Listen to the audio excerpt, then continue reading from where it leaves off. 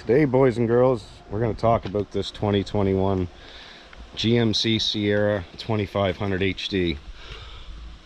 And what we're going to talk about is I've put 20,000 kilometers in this truck now, and I'm going to give you my thoughts and opinions on some things. So here's 10 things I hate, probably more, and 10 things I like about this truck. And we're actually going to start with the things I like. So the first thing I like about this truck is his awesome headlights. Nighttime driving is just incredible. You can see everything, lights the road up great. Second thing I like, see step sides and this two-step bumper. Now it's not much good if you got a hitch on, but for you older fellas, this two-step bumper with the grab handle is a pretty nice feature. So that being said, third thing is this truck has a lot of room inside. You've got all kinds of leg room. Passenger, the dash is nice and far up there, so you don't feel like you're crowded when you're sitting inside this thing. The next thing we're going to talk about is it has nice large mirrors. When you're towing, it's no trouble to see the vehicle behind you, and it's no problem to see your trailer. So I like the mirrors on the old thing, or the new thing rather. As you can see here, we've got 182 on the clock, so just shy of 20,000. Next thing I like about this truck is the reverse camera. It's got a nice clear big reverse camera, real easy to see when you're backing into your trailers, so that's a great feature in the truck. The next thing is I want to talk about the transmission a little bit. So I've been towing mostly under 6,000 pounds with this, but I will say the tune on the transmission when you're towing, it keeps the truck pretty happy. It keeps you in a gear that you have power. So overall, pretty impressed with how good the factory set the tow haul up on this truck. Now the normal driving mode could use a little bit of improvement. So the last good thing I have to say about the truck is when it's running or not running, with the windows all up, it's very sound resistant. So just I'll give you guys an idea of how sound resistant it is. So the door is open.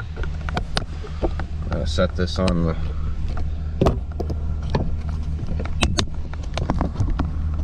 dash here somewhere. Stay. Just a minute. So guys, just to show you the sound, how much it deadens the sound, I've got the driver's door open right now. I've got my chainsaw running outside the door. I'm going to rev the chainsaw with the door open, and then I'm going to close the door and rev the chainsaw again so you can see the difference.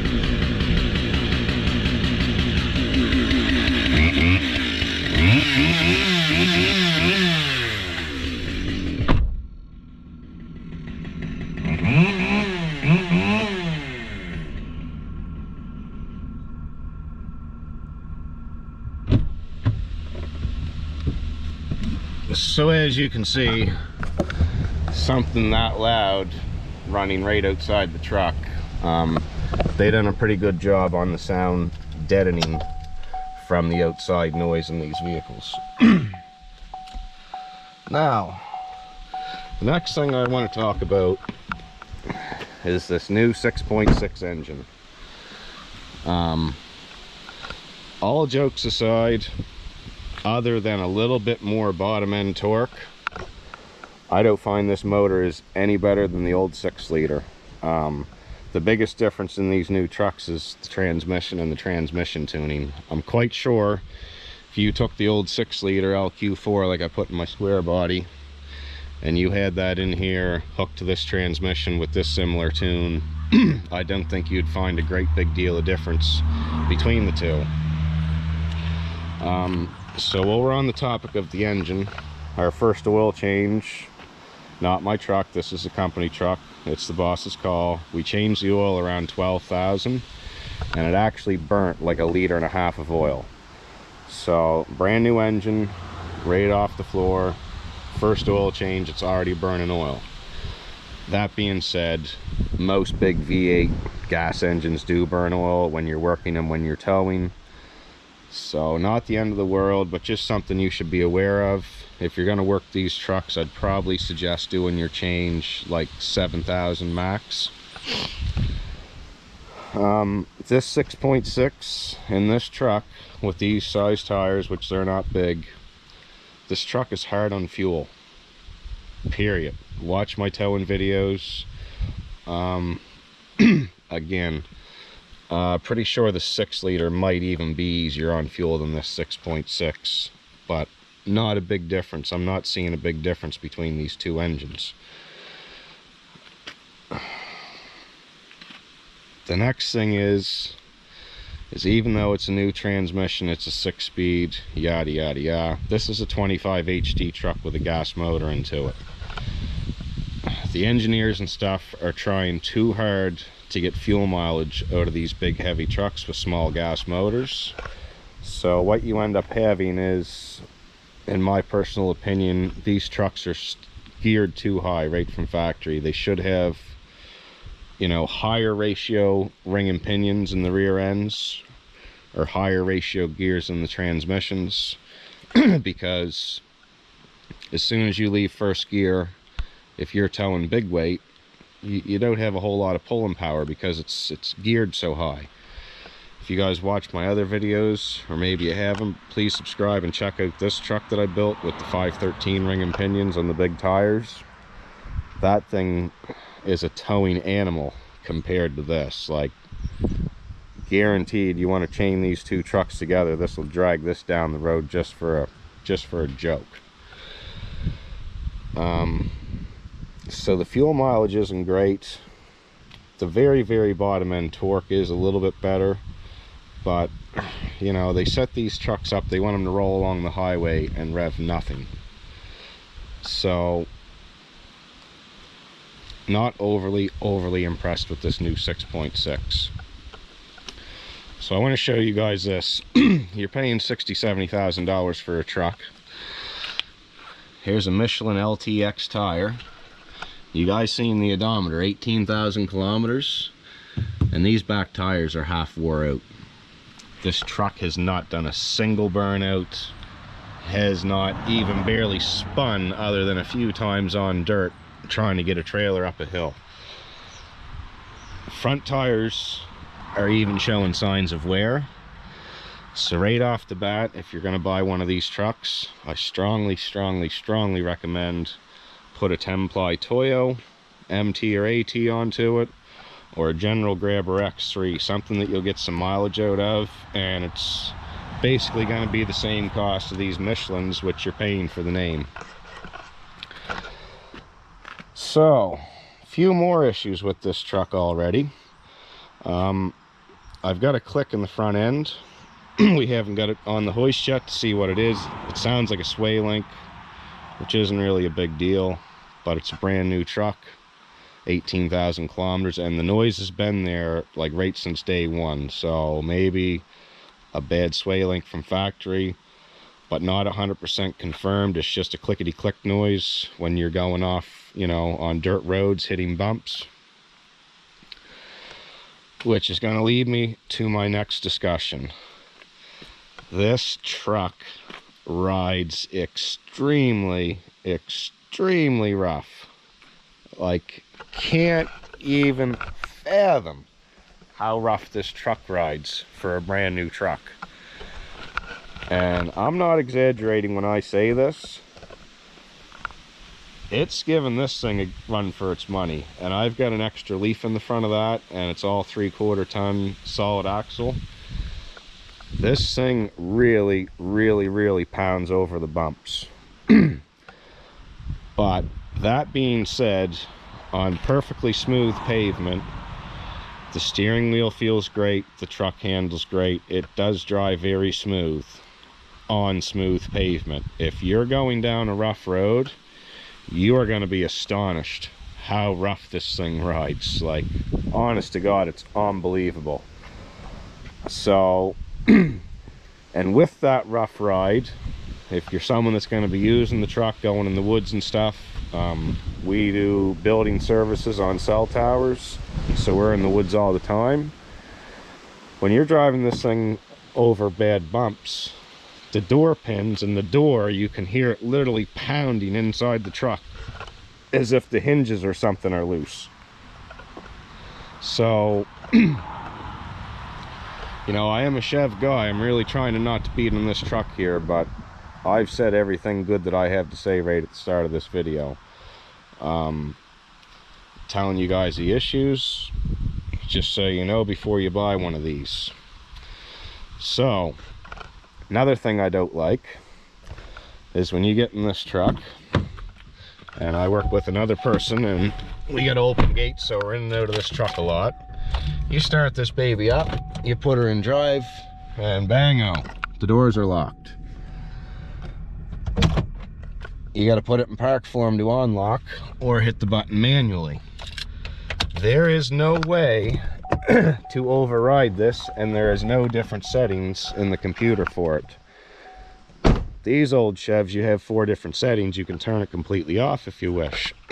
This truck, you do not have that option, and quite frankly, when you got to drive in and out to sites, open a gate up and stuff, it's kind of a pain in the arse.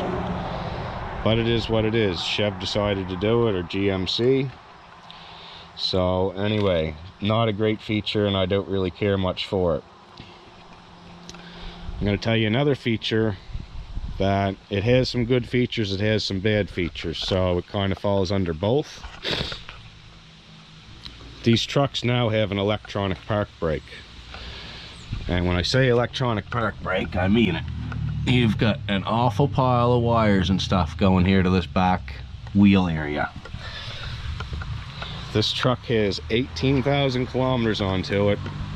Driving in the heavy rain yesterday, it flashed a warning code, service park brake, already. Now, that being said, every time you put this truck in park and leave it running, and you switch back down to drive, this truck doesn't move. The park brake actually stays engaged until you hit the throttle. So just watch this. I got the truck started, she's running, put it in drive, it moves, okay? Put it in park, go back to drive. Okay, now sorry, it's gonna make a liar out of me now. But what happens is the park brake will engage until you actually press on the gas pedal to get it started. And I'm not sure, as you see, it didn't do it there, so it's trying to make a liar out of me. But especially, it does it all the time when you have a trailer hooked to it. So if you park on a bit of an incline, shut the truck off, when you start it up and go forward, when you start it up and put it in drive, it won't start rolling on its own. The park brake is holding it, okay? So what I'm trying to say is this park brake is doing a lot of unnecessary work if you're not towing and such. And trust me, as soon as you jump in one of these and drive it, you're going to notice exactly what I'm talking about. And it is kind of weird, but in the long run of things, all those wires going to them back wheels like that, if you're going to be using this truck in the woods, it's not going to be the best setup for you, and you're probably going to find that you have a lot of problems with it. So we're going to get off topic here a little bit. We're going to go to something else that I find not great about this thing. So on a hot day, a lot of times the truck stays running because we do small quick jobs. So if it's any more than 25, 26 degrees Celsius out, and I leave this running with the AC absolutely cranked, as high as she'll go, the AC is not very strong at all, especially compared to that truck. That truck will freeze you right out when it's working and you turn it on. This truck, I don't know if it's just not charged well, but it does not have a real great air conditioning system until you're on the road and driving and moving. Idling, like, it's working enough to say it is, but it's not really cold, okay? And another bad thing with it is when you leave it sitting with the air conditioning going, and even when you're driving down the road, the air conditioner fogs the center of the windshield up here, and I mean really fogs her up, like, it's bad. So now I'm going to show you the worst thing about this truck, and quite frankly, if you're not used to driving trucks, it's probably rather dangerous. And that is this hood, okay? This camera is perfectly eye level with me, and it's in front of me, and you see that? Okay, I'm gonna flip this sun visor up. You guys see that car tire right there in front of the hood? All right, so this camera at eye level, I can't see that car tire, guys. Check this out. You guys see the distance there? Okay, that tire is the front end of that truck, okay? You see how the truck's sitting? Pretty much perfectly level in my driveway. Now I want you to take a look at this truck. It sits nose high because of the way I have it lifted. All right, we're gonna jump in this old thing, crawl up here. Look at that, you see that tire right there beyond that beautiful hood scoop ornament I built? All right, look how short the distance is here. Okay guys, so I mean, we're a fair ways away. This is the first tire for this truck, that's the second tire for that truck. Just to give you a better perspective here.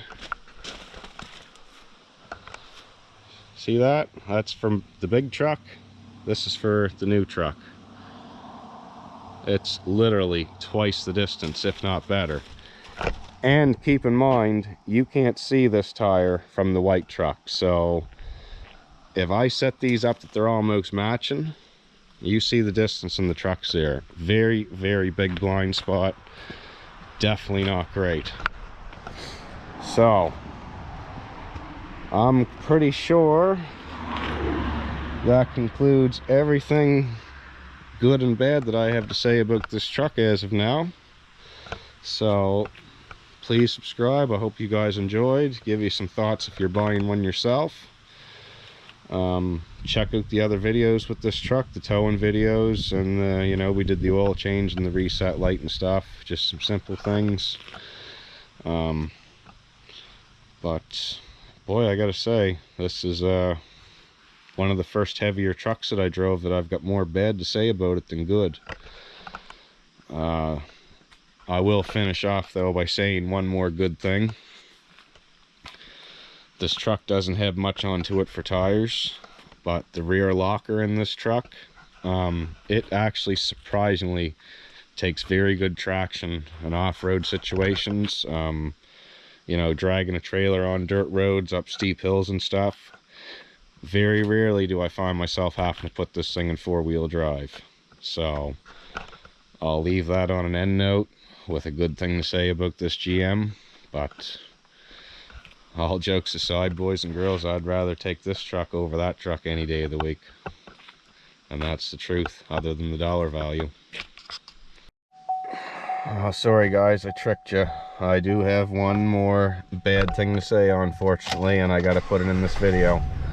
The new Fords are having issues with this as well. Check out Work and Play TV. He's got one. Pretty sure I fixed his issue, but Number one, these trucks do not work with electric over hydraulic brakes with this regulator. Okay, the trailer brake regulator I'm talking about. It seems like it's nice. It's built in the dash. It's got adjustments onto it, same as the Ford. But here's what I find. I got this sucker cranked all the way up to 10, and it don't matter what I hook on this truck for a trailer, you don't even really feel the trailer brakes work. Hardly at all. Even when I grab the manual lever and crank them, not impressed with this factory regulator, and I don't think you are going to be either, especially if you haul a trailer and actually, you know, rely on one of these to do some of the work. You're going to be pulling that out and putting an aftermarket regulator in because you're going to hate it and curse it. It sends very, very little power to your trailer brakes. I've got an aftermarket one in this other truck here of mine. This isn't my truck, this is a company truck, but my personal truck, I've got a nice aftermarket Reeson to it. You know, one of these babies. And that'll lock and drag the wheels on just about any trailer you hook to it, as long as the brakes on the trailer have been serviced properly and work properly. And then you can turn around and hook this same truck to the same trailer, and it only applies fractions of the force to the brakes. So if you are someone that's going to haul a trailer with your 25 HD when you buy it, which, you know, most people buying a 25 HD, that's why you buy one, I highly recommend, if they let you and when they let you test drive it, hook onto your trailer and try it, because you're probably not going to be impressed with it.